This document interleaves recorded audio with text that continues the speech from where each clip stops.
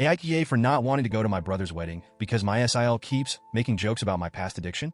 To be honest, I never thought I'd be posting here, but I feel like I've hit a wall and don't know what else to do. I'm 34F, in a bit of a tough spot with my brother, 30M, and his fiancée, Amara, 29F. I guess for some background, I should tell you that I've been sober for about 4 years now. My 20s were a whirlwind, a time in my life that was pretty dark. I struggled with alcohol and drugs in a way that I don't think I fully understood until I found myself spiraling, hitting rock bottom. It took a lot of time, support, and therapy to claw my way back up. But I did it. I'm proud of where I am now. So proud, but it's a constant battle. Recovery doesn't end just because you hit a milestone like 1 year or 4 years. It's an ongoing journey, and it's something I'm constantly working on. My family knows this. My brother, especially, has been my rock. He was there during the worst of it, when I was barely holding on, and he was there when I decided enough was enough and checked myself into rehab. I honestly don't know if I'd be here without him. But then there's Amara. She's complicated. When my brother first introduced us, I was excited to meet her. He was so smitten, and all I wanted was to see him happy. The first few times we hung out, everything seemed fine. Amara was polite, if not a bit sarcastic, but I figured that was just her sense of humor. I could handle sarcasm. I had been through worse. But over time, her jokes started to have a different edge to them, especially when it came to my sobriety. At first, it was small things that I could brush off. At family dinners, she'd say things like, "Oh, better keep the wine bottle away from my name," and then laugh like it was the funniest thing in the world. I'd force a smile, laugh awkwardly, and try to move on. I didn't want to make waves, especially not in front of my brother. I figured it was her way of trying to lighten the mood or something. Maybe she just didn't get how much it bothered me. But it didn't stop. The comments got worse, more frequent, and harder to ignore. A couple of months ago, we were all out at a restaurant, me, my brother, Amara, and some friends. It was supposed to be a fun night, just catching up and enjoying each other's company. I was actually looking forward to it. But then, halfway through dinner, Amara made a joke about how, if we run out of booze at the wedding, we'll know who drank it all. I can't even describe how mortified I was. The table went silent for a second, and then there was this awkward laughter. You know the kind where people are laughing because they don't know what else to do, not because they think it's funny. My heart sank. I felt like I was 15 again, being laughed at in high school for something I couldn't control. That night, I went home and cried. I didn't know why Amara felt the need to keep bringing up my past, especially in front of other people. It wasn't like I was hiding it. I'm open about my journey, and I talk about my sobriety when it feels appropriate. But there's a difference between sharing my story on my terms and being the punchline of someone else's joke. I knew I couldn't let it keep going, so I decided to talk to Amara. I pulled her aside after dinner one night, and I tried to explain how much her comments were hurting me. I was calm about it. I didn't want to come off as confrontational. I just wanted her to understand that my sobriety is a huge part of who I am now, and making jokes about it feels like a slap in the face. But she didn't get it. She rolled her eyes and said I was being too sensitive, that it was just a joke, and I needed to learn how to take one. "It's not that deep," she said. And maybe to her it wasn't. But to me, it was like all the work I'd done over the last few years was being reduced to this single, ugly moment of my life when I wasn't in control. I thought about telling my brother then, but part of me didn't want to cause drama. They're getting married soon, and the last thing I wanted was to be the reason for some big fight right before their wedding. So I let it go, or at least I tried to. Then last week, the final straw. We were at my parents' house, going over wedding plans. Amara was talking about the reception, and someone brought up the open bar. She looked straight at me and said, "Are you sure you can handle the open bar? Or should we get a babysitter for you?" I snapped. I couldn't hold it in anymore. I told her that she was being cruel, that her jokes weren't funny, and that I was tired of being the butt of her humor. I stormed out, barely able to hold back tears. My brother followed me out to try to calm me down, but when I told him how much her comments were hurting me, he just sighed and said, "That's just how she is. She doesn't mean it. You're being too sensitive." Hearing him say that broke my heart. My brother, the one person who's been there through everything, was telling me to let it go, to suck it up because Amara didn't mean it that way. I felt so betrayed. How could he, of all people, not see how damaging her words were? Now, I'm at a crossroads. I don't want to go to their wedding. I know it's my brother's big day, and I love him. I really do. But I can't imagine sitting through the ceremony, the reception, hearing Amara make more comments, and feeling like I'm some kind of joke.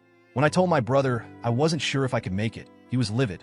He said I was being selfish, that I was going to ruin the wedding if I didn't show up, that family comes first. But doesn't my mental health matter too? Should I really have to sit there, gritting my teeth, pretending that everything's fine just because it's his wedding day? Update. I spent the next few days in a fog, replaying everything over and over in my head. I kept questioning myself. Am I being too sensitive? Should I just suck it up? Maybe this is all in my head. But I decided to talk to my parents. I needed some advice, and I wasn't sure if I was thinking clearly. Maybe they could help me see things from a different angle. So I called my mom and asked if I could come. When I got there, my dad was sitting in his usual chair, watching TV. My mom, sensing something was up, ushered me into the kitchen. As soon as I sat down, I felt the tears welling up. I hadn't realized just how much I'd been holding in. I explained everything. How Amara had been making these comments for months, how I tried to talk to her, and how she brushed me off. I told my mom about the latest babysitter comment and how my brother thought I should just. She listened quietly, her face a mix of concern and frustration. When I was done, she sighed deeply and said, "Honey, I understand how hard this must be for you, and I know how proud we all are of your sobriety. But weddings are complicated. People get stressed, and sometimes they say things I was stunned. Mom, she's been saying these things for months. My dad, who'd been quiet until then, spoke up. Look, kiddo, we love you, but sometimes you've got to let things slide for the sake of the bigger picture. This is your brother's wedding. It's a huge day for him, and if you're not there, it'll cause more problems than it'll solve." Was I really being that unreasonable? The next few days were a blur. I tried to focus on work, on my routine, but it felt like this looming decision was hanging over me.